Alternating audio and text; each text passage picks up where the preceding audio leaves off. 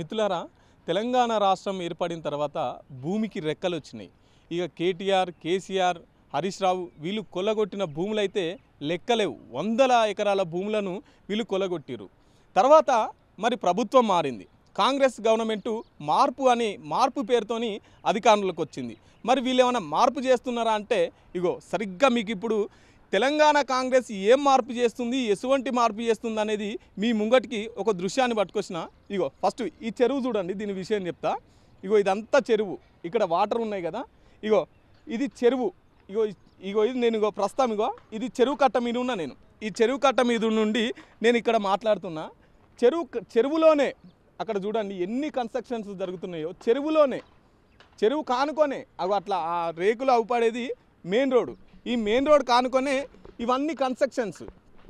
So మిత్రులారా, ఈ area ఇక్కడ అంటే కొత్త చెరువు కట్ట మీద మనం ఉన్నాం. ఇగో ఇదంతా చెరువు కట్ట, ఇది చెరువు. ఈ చెరువు కట్ట మీద ఉన్నాం. ఇది రంగారెడ్డి డిస్టిక్ షేర్లింగంపల్లి మండలం నానక్రామ్గూడ, ఇది కాజగూడ నానక్రామ్గూడలో మనం ఉన్నాం.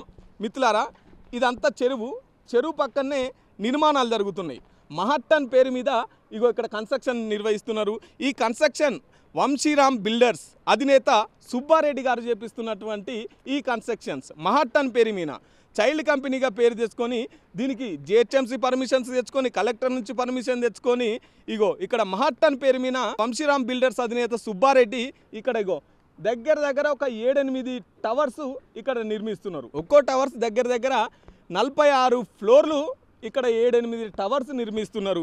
మరి ఇది ఎవరి భూమి? ఇది FTL బఫర్ జోన్లోకి వస్తుంది. ఇది గవర్నమెంట్ భూమి అని చెప్పేసి మేం చెప్పడం కాదు. జడ్చర్ల ఎమ్మెల్యే అనిరుద్ రెడ్డి, మహబాద్ ఎమ్మెల్యే NM శ్రీనివాసరెడ్డి, తర్వాత మహబాద్ మురళీ నాయక్, తర్వాత నాగర్ కర్నూల్ రాజేష్ రెడ్డి, ఈ 4 ఎమ్మెల్యేలు నిన్న హైకోర్టులో పిల్ దాఖలాలు చేశారు. ఏమనంటే ప్రయోజనం వ్యాజ్యం కింద ఇది గవర్నమెంట్ భూమిలో వేరే ప్రైవేట్ సంస్థ వాళ్ళు వచ్చి ఇక్కడ నిర్మాణాలు చేపడుతున్నారు అని చెప్పేసి హైకోర్టులో పిల్ దాఖలాలు చేసినారు. హైకోర్టులో ఎట్లా పిల్ దాఖలాలు చేసినారంటే ఇక్కడ సర్వే నెంబర్ లేకుండా, ఇక్కడ ఏం లేకుండా హైకోర్టులో పిల్ దాఖలాలు చేస్తే కోర్టు ఒక 2 వారాల సమయం అడిగింది. దీనికి సరిగ్గా నివేదిక తీసుకురండి అని చెప్పేసి, దీని సర్వే నెంబర్ ఎంత, ఎన్ని ఎకరాలలో చేపెడుతున్నాడు, దీని బై నెంబర్ ఎంత అని చెప్పేసి కోర్టు 2 వారాల సమయం ఇచ్చింది. దీన్ని చిక్కుడు ప్రభాకర్ అనే అడ్వకేటు ఈ కేసును వాదిస్తున్నాడు. దగ్గర 10,000 కోట్లు కొలగొడుతున్నటువంటి విషయం ఈ వంశీరెడ్డి బిల్డర్స్ అనే అధినేత సుబ్బారెడ్డి. ఇదంతా గవర్నమెంట్ భూమి కదా. మరి ప్రభుత్వం ఏం చేస్తుంది? గవర్నమెంట్ ఎమ్మెల్యేలే కోర్టును ఆశ్రయిస్తున్నప్పుడు, ఇది కేటీఆర్ హయాంలో జరిగినప్పుడు మరి రేవంత్ రెడ్డి ఏం చేస్తున్నాడు? రేవంత్ రెడ్డికి ఏమైనా ముడుపులు అప్పచెప్పినారా వీళ్ళు? ప్రభుత్వ ఎమ్మెల్యేలే, సర్కార్ ఎమ్మెల్యేలే కోర్టుకు పోయినారు ఇది గవర్నమెంట్ భూమి అని. సో ఇదంతా ఒక అంశం అయితే, ఇది పక్కనే చెరువు ఉంది కదా, చెరువు పక్కనే బిల్డింగ్స్ కడుతున్నారు కదా. మరి ఇది చెరువు బఫర్ జోన్ FTLకి వస్తుంది కదా. మరి ఇక్కడ హైడ్రా ఏం చేస్తున్నది? హైడ్రా రంగనాథ్ ఏం చేస్తున్నారు? పేదల భూములు 1-2 గుడిచెలు వేసుకుంటేనే వచ్చి జేసీబీలు పెట్టి కూలగొడతారు కదా. 7-8 టవర్స్ 46 ఫ్లోర్ వేసి 46 ఫ్లోర్లు కడుతున్నారు. చూడండి ఎంత బహిరంగంగా వాళ్ళు పనులు చేసుకుంటున్నారో. మార్పు అన్నారు, మార్పు ఇదేనా? పేదల పొట్టలు కొట్టి పెద్దలకు అప్పచెప్పుడేనా మీ మార్పు? బహిరంగంగా మనకు కనపడుతున్నది కదా. కన్స్ట్రక్షన్స్ ఇంకా నడుస్తూనే ఉన్నాయి కదా. కోర్టులో పిల్ దాఖలాలు చేసిన మరి గవర్నమెంట్ ఏం చేస్తున్నట్టు? గవర్నమెంట్ ఎందుకు మొద్దు నిద్రపోతున్నట్టు? హైడ్రా కమిషన్ రంగనాథ్ ఏం సమాధానం చెప్తాడు దీని పేరు మీద? ప్రభుత్వం మారంగానే పేదలను ఇల్లు కూలగొట్టి పేదలను రోడ్డు మీద వేసిరు కదా. మరి ఇట్లా ఈ పెద్దలు వంశీరామ్ బిల్డర్స్ అధినేత సుబ్బారెడ్డి ఇంత బహిరంగంగా కన్స్ట్రక్షన్ కడుతుంటే, ఇంత పెద్ద ఇల్లు కడుతుంటే, చెరువులోనే కడుతుంటే, మరి ఈ హైడ్రా రంగనాథ్ ఏం చేస్తున్నట్టు? రేవంత్ రెడ్డి ఏం చేస్తున్నట్టు? ఒక్కసారి దీన్ని డీటెయిల్గా చూసుకుంటున్నట్లయితే ఈ చెరువు సర్వే నెంబర్ 5లో ఉంది. ఈ కన్స్ట్రక్షన్ జరుగుతుంది చూసినావా, ఇది సర్వే నెంబర్ 27లో ఉంది.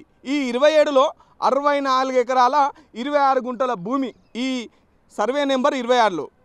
మరి దీనికి పర్మిషన్ తెచ్చుకున్నది సర్వే నెంబర్ బై 2లో ఇది పర్మిషన్ తెచ్చుకున్నారు. ఈ సర్వే నెంబర్ బై 2లో 2 ఎకరాలు మాత్రమే ఉన్నది. కానీ ఈయన కట్టేది 18 ఎకరాలలో ఈయన కడుతున్నాడు.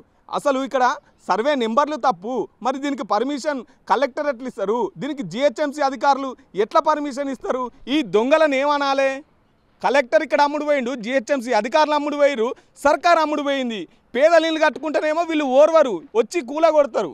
కానీ ప్రైవేటు వ్యక్తి, ప్రైవేటు కంపెనీలు చూడండి ఎంత దర్జా కడుతున్నారో. ఎవరు సొమ్మని కడుతున్నారు? తెలంగాణలో వీళ్ళకి ఎవరు అధికారం ఇచ్చిర్రు? ఇది ఎవరి భూమి? ఉంటే గవర్నమెంట్కి ఉండాలి, ఉంటే చెరువు ఉండాలి. చెరువుల ప్రైవేటు వ్యక్తులు, పెద్ద పెద్ద బడా కంపెనీ అధినేతలు, ఈ వంశీరామ్ బిల్డర్స్ అధినేత సుబ్బారెడ్డి లాంటి వాళ్ళు బిల్డింగ్ కడితే ఈ రేవంత్ రెడ్డి నిద్రపోతాడు, తర్వాత జిహెచ్ఎంసీ అధికారులు నిద్రపోతారు. వీళ్ళంతా అమ్ముడు పోయి వీళ్ళకి పర్మిషన్స్ ఇస్తున్నారు. ఇగో ఈ ఎమ్మెల్యేలు మంచి పని చేసిరు. వాస్తవంగా వీళ్ళు కోర్టుకు పోయినారు. కోర్టు మీద దీని మీద గట్టిగా కొట్లాడండి. ఎందుకంటే ఇక్కడ పేదలు నష్టపోయారు ఎన్నో ఇళ్ళు కూలగొట్టిన తర్వాత. ఇది గవర్నమెంట్ భూమి గవర్నమెంట్లో ఉండాలి. గవర్నమెంట్లో ఉండకుండా ఇటువంటి ప్రైవేట్ వ్యక్తులకు ప్రభుత్వమే ఓ రకంగా ప్రభుత్వమే సపోర్ట్ ఇచ్చి ప్రభుత్వమే వీళ్ళకు కట్టబెడుతున్నప్పుడు మరి ఇక్కడ ప్రజలేం కావాలి? ఇక్కడ ఒకవేళ ఈ భూమి చెందితే ఇక్కడ ఉన్న చుట్టుపక్కల ప్రజలకు చెందాలి. కానీ ఎక్కడి నుంచో వచ్చిన ప్రైవేట్ కంపెనీ, ప్రైవేట్ అధినేత సుబ్బారెడ్డి ఇక్కడ భూమి కట్టడానికి ఈయనకి ఏం రైట్స్ ఉన్నాయని ఇక్కడ ఈ భూమిలో నిర్మాణాలు చేపడుతున్నాడు? ఈయనకి ఎవరిచ్చిరు ఈ అధికారం? ఎవరిచ్చిరు ఈ పర్మిషన్స్? సరే, ఇదంతా కేటీఆర్ హయాంలో జరిగింది కదా, మరి కేటీఆర్ ఇప్పుడు అధికారంలో లేరు కదా. ఇవన్నీ ప్రక్షాళన చేస్తున్నారు కదా కాళేశ్వరం తర్వాత. ఇవన్నీ ప్రక్షాళన చేస్తున్నప్పుడు దీన్ని ఎందుకు ఇట్లనే కళ్ళు మూసుకొని ఉన్నారు? అంటే సుబ్బారెడ్డి రేవంత్ రెడ్డికి ఏమన్నా ముడుపులు అప్పచెప్పిండా? ఏమనుకోవాలి ఈ అంశంలో? ఇక్కడ తెల్లారు లేస్తే రేవంత్ రెడ్డి గారు ఖజానా అంతా ఖాళీ, డబ్బులు లేవు అని చెప్పేసి మిత్తిలకే అవుతున్నాయని చెప్తున్నాడు కదా. మరి కూడా 10,000 కోట్ల ఆస్తి, 10,000 కోట్ల సంపద, 10,000 కోట్ల సంపద ప్రైవేటు వ్యక్తులు దోచుకుంటున్నప్పుడు ఇది గవర్నమెంట్ ఉండేందుకు? సరే, ఈ భూమిలో డబుల్ బెడ్రూమ్లు కడతావా, లేకపోతే ఈ 10,000 కోట్ల పైసల్ని పేదలకు పంచుతావా? ఈ పని చేయి. కానీ ప్రైవేటు వ్యక్తులు ఇంత దౌర్జన్యంగా, ఇంత బహిరంగంగా దోసుకుంటున్నప్పుడు, ఇంత బహిరంగంగా వాళ్ళు ఆక్రమించుకొని నిర్మాణాలు చేపడుతున్నప్పుడు గవర్నమెంట్ ఏం చేస్తున్నది? పేదల గుడిసెల దగ్గరికి వచ్చేమో మీ ప్రతాపాలు చూపిస్తారు కదా.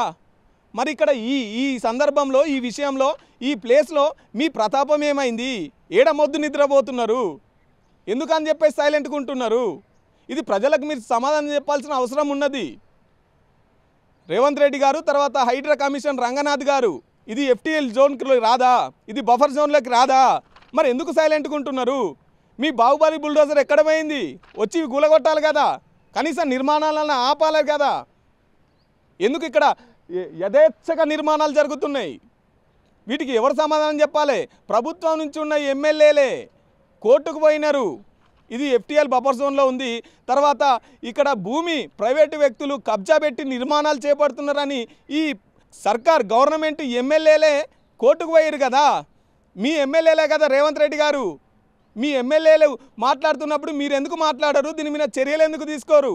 ఎవరి భూమి ఎవరు దోసుకుంటున్నారు? ఎవరి సంపద ఎవరు కొల్లగొడుతున్నారు? తెలంగాణ ప్రజలు మీకు అధికారం ఇచ్చింది పేదల పొట్టగొట్టి ధనవంతులకు పంచమనేనా? ఎక్కడ పోయింది మీ హైడ్రా? ఎక్కడ పోయింది మీ మార్పు? ఇదేనా మీ మార్పు? డబ్బులు లేవంటావు కదా. చూడు, ఇక్కడ 10,000 కోట్ల సంపద, ఒక్కో ఎకరం దగ్గర 150 కోట్లు ఒక్కొక్క ఎకరం. ఇట్లా 18 ఎకరాలు 20 ఎకరాలు వీళ్ళు కొల్లగొడుతున్నప్పుడు మీరు ఎందుకు చూసి చూడనట్టు ఉంటున్నారు? అంటే మీకు ముడుపులు అందితే సరిపోయేనా? పేదలు మీకు ముడుపులు ఇయ్యరానా? ఏది మీ నిర్ణయం ఏది దీని మీద? మీ కాంగ్రెస్ ఎమ్మెల్యేలు మీకు చెప్పినప్పుడు మీరు యాక్షన్ ఎందుకు తీసుకోలే? కోర్టు దాకా పోయారు కదా. దీనికి ఎవరు సమాధానం చెప్పాలి? మిత్రులారా, మా BRK న్యూస్ అయితే దీన్ని అస్సలుగా వదిలిపెట్టదు. ఇటు గవర్నమెంట్ కూడా సమాధానం చెప్పాలి, ఈ నిర్మాణాలను వెంటనే ఆపాలి.